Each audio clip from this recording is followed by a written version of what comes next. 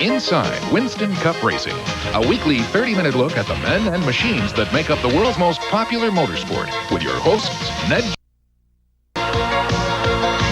and Steve Burns.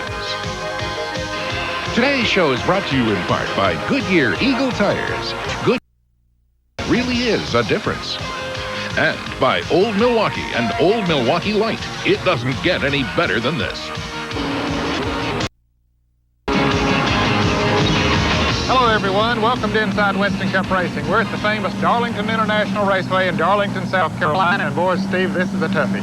The Southern 500 is the race, as you've mentioned many times before, that everybody wants to win. The true test of the race car driver in this half hour of Inside Winston Cup Racing.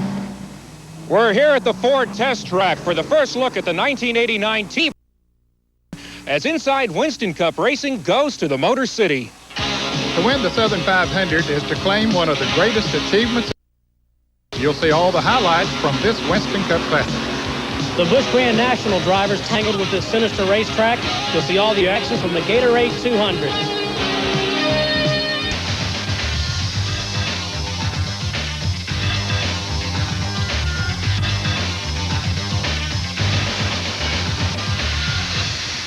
Ned, this old racetrack in Darlington, South Carolina has a nasty reputation.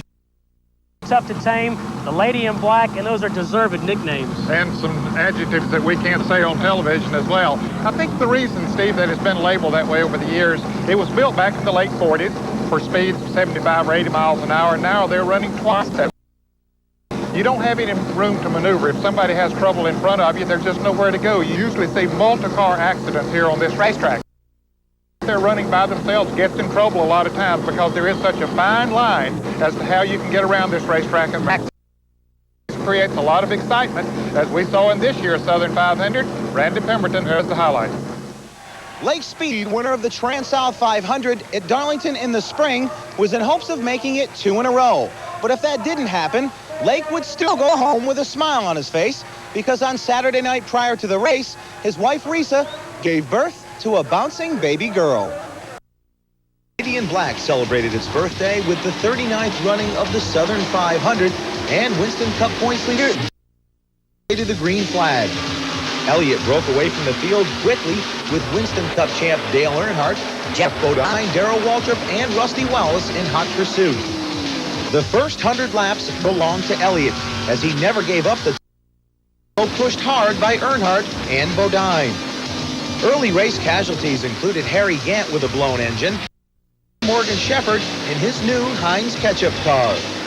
3 and 4 abreast racing was not uncommon as the middle of the pack tried to reel in the leaders. Mark Martin never got to the front of the pack after qualifying 7th. He lost 8 laps in the pits with a loose brake line. Dale Earnhardt assumed the lead from Jeff Bodine on lap 136 after scheduled pit stops dropped Bill Elliott back in the pack. Winston Cup champ Benny Parsons had maybe his best car of the year at the front of the field, just in time to collect $10,000 away. At the same time, Dale Earnhardt and Rusty Wallace swapped seconds several times, trying to catch Benny. Wallace finally got to the front, only to have a near disaster as Derek Cope spun trying to stay low and out of the way. To 330. 7 different drivers swapped the lead, and by that time, 13 different drivers had enjoyed the front spot at one time or another.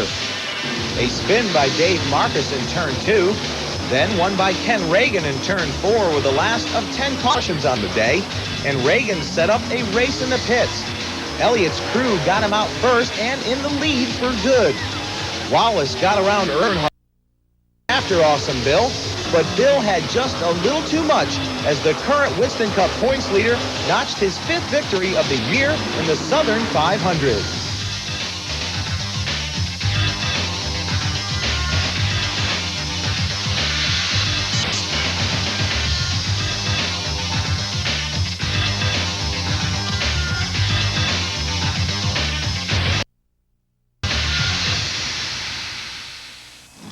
Ned, you won the Southern 500 in 1965. Does it still get come back to this racetrack on Labor Day every year? Well, I'll tell you, it's still hard to believe that I did win that race, because it's such a special feeling to have that in your records.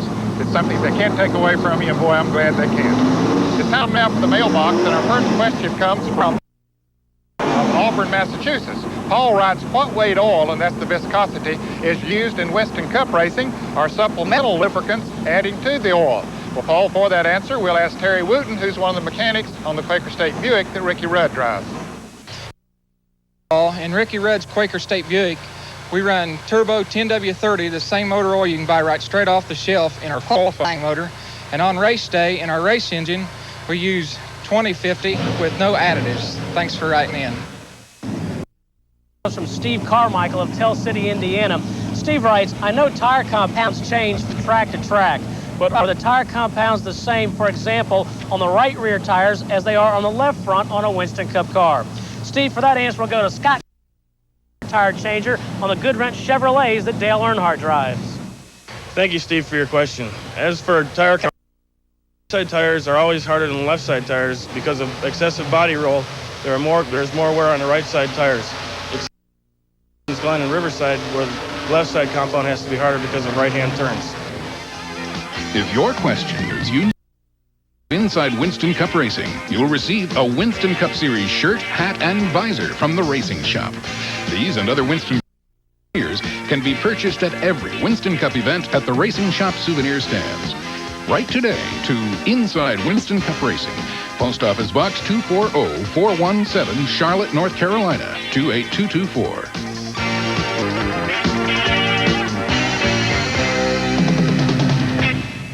We need to take a short break. When we come back, we'll take a look at the new 1989 Ford T-Bird. And they are different from the ones we see today. A little bit later on, Ned, we'll have the highlights of the Gatorade 200 race. We'll be right back.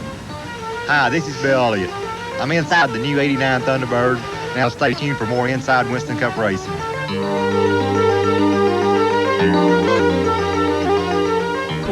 You'll see all the action from the Miller Highlight 400.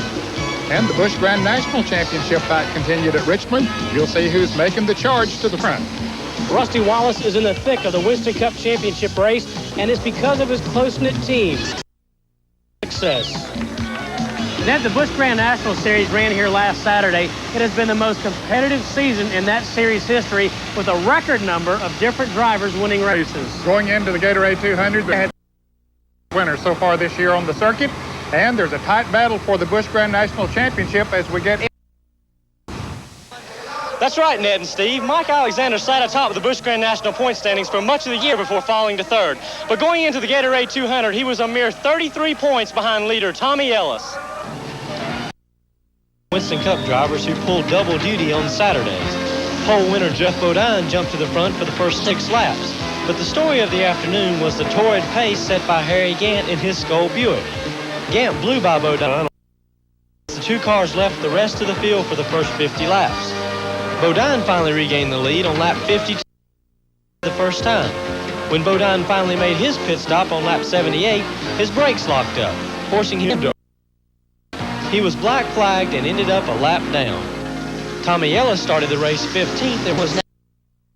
Meanwhile, Mike Alexander, driving his newly sponsored GM TurboTech Buick, finished 7th to make up and trailed by only 8. Gant retook the lead on lap 80 while Dale Earnhardt began to look up front. It was black flag when smoke came pouring out of the Good Wrench Chevrolet.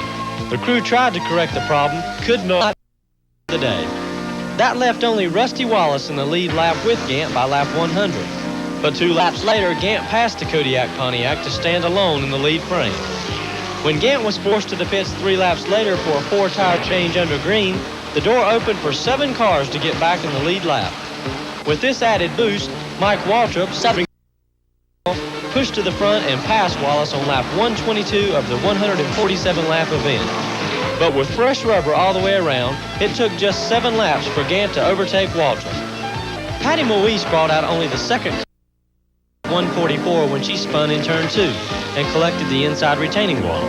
That allowed Gant to take the checkered flag under caution for his 2nd straight Gatorade 200, as he becomes the 17th different winner in the Busch Grand National Series this season.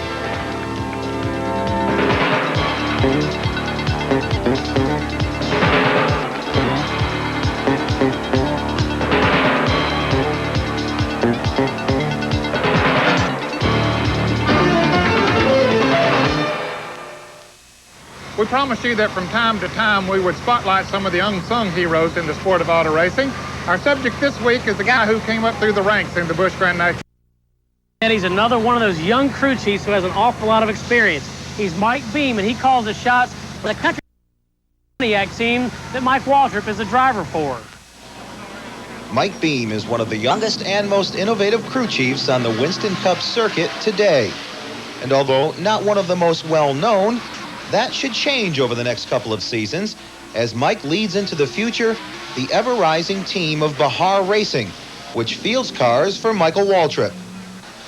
Although Mike now gets top billing as a crew chief, popular form of racing, he hasn't quickly forgotten his roots and his experience in national ranks in the late 70s. It all has helped him to evolve into a top-notch Winston Cup mechanic. It's a good stepping stone. It really is, instead of just walking in the door, because, you know, I think you have to be involved with good Busch Series drivers like Busch Lindley, Harry Gant, and Dale Jarrett, you know, and that helped me a lot. In fact, when I went back to Busch Series there with Kyle Petty and Dale Jarrett, you know, it made me sharper on a lot of things. So as not to take his family for granted, Mike took 2 years off from racing to spend time with his family. He returned to the sport he loved in 1981. The option come along to go to work for at Petty Enterprises, and I took that, and then it just kind of snowballed from there since 1981. 1981 was really the first year I ever went to a Winston Cup race and was involved in it. You know, and I went to work, and, you know, and Robin, you know, Pemberton, and Steve Mill was there, and, you know, I learned a lot from them on just one, and it just kind of took from there. After several years at Petty Enterprises and another stint in the Busch Grand National Series, Mike Beam now has exactly what he wants. We're getting the funds, we're building a new facility, and, you know, we're growing. You know, we're making steps. You know, I hope by 1990, you know, we'll be in contention for the championship, because this is the best situation I've been in a long time since Petty Enterprises. You know, I'm comfortable with it. The people, they work hard. That's the main thing. Just get everything going, whether you be another Richard Childers or Junior Johnson. The main thing is to be consistent. That's the thing I'm really looking at. With time comes consistency. And with consistency, eventually comes victory. And his team haven't been to victory lane yet this year. They are getting closer. And Mike is the improvement of the team to its driver, Michael Waltrip. A year ago, I come with Bahar Racing. And at first, you know, we kind of filled out each other. You know, Mike, he wanted to know what I knew, and I had to know what he knew. And then finally, we got comfortable with each other. If I said something, he said something I understood. But I'd say the main thing that's really helped us more than anything is Michael's really, you know, he's really come on just himself, the experience of turning the steering wheel. Ned, I think everyone in racing would agree that it takes time for any new team to gel. Well, it does take time, and it also takes sponsorship. And DK Ulrich and Ernie Irvin has already locked down their sponsorship for 1989.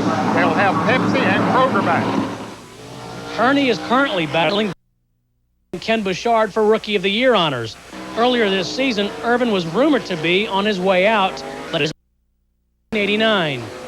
To be a rookie in this circuit, you really have to have somebody hang with you and you know, have faith in you. And, you know, they all hung with us this year, and we've all worked hard. And, you know, we got three race-ready cars now and a new one ordered. And, you know, we're just going to build towards next year. Rick Wilson has been re-signed for next season. Morgan McClure Oldsmobiles. Kodak will return as the primary sponsor. Former Charlotte Daytona Dash champion Hut Strickland has been named as the driver of a new team being formed by one-time Winston Cup team owner Rod Osterlund for Rookie of the Year honors. Well, our time's up for today. Hope you enjoyed our show, and be with us here next week. And thanks again on the National Network. Inside Winston Cup Racing has been brought to you in part by Old Milwaukee and Old Milwaukee Light, two of America's great tasting beers. It doesn't get any better than this.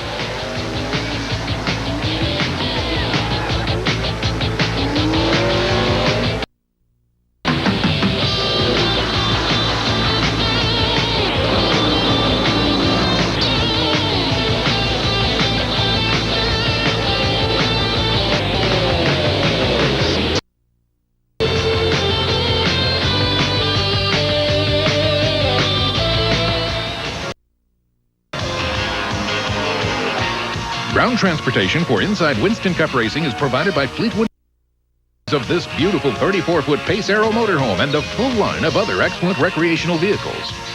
Clothing for the crew of Inside Winston Cup Racing is provided by Uniforms by Chi-Chi of Kannapolis, North Carolina. We dress the